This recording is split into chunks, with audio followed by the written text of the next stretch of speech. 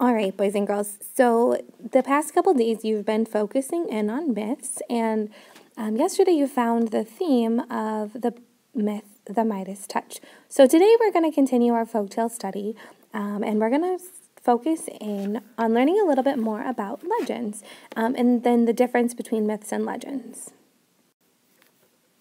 So if you remember from a few days ago, all of folktales are oral stories that are passed down, and normally there's not a known author, and they are found in all different places throughout the world, all different cultures, and it doesn't really matter if it was told yesterday or 400 years ago.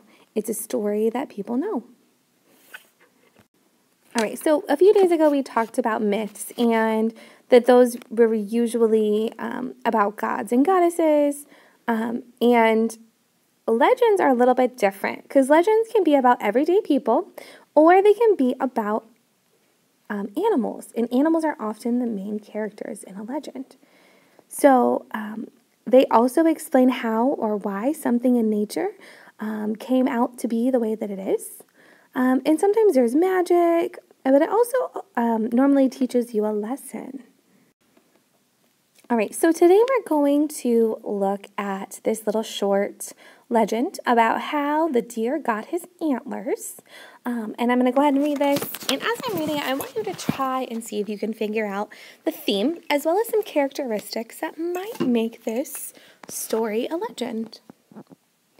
In the beginning, Deer had no horns, and his head was smooth, just like a doe's. He was a great runner. Rabbit, a great jumper, was with Deer. The animals were curious to know which could go further in a running race. They made a nice large pair of antlers for the prize to the winner. They made a course through the bushes, and who came back first would be the winner.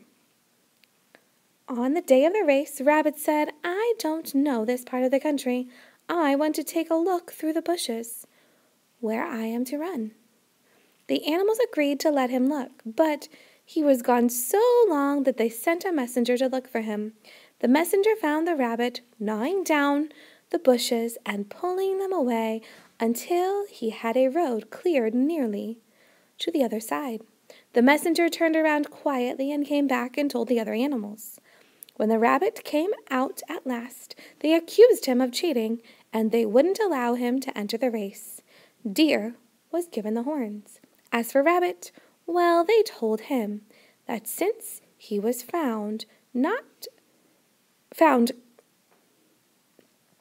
since he was so fond of cutting down bushes, he could do that for a living.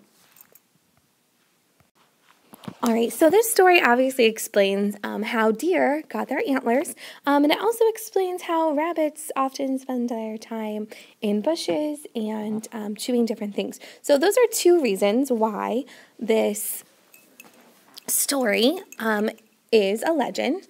We're also going to look at the theme of this story. So if you were kind of thinking as I was reading this passage, you would have come up with the fact that the theme of this story is that it does not pay off to be dishonest or to cheat. And in fact, it does pay off to be honest, because the deer was honest and didn't cheat in the race, and he ended up getting the antlers.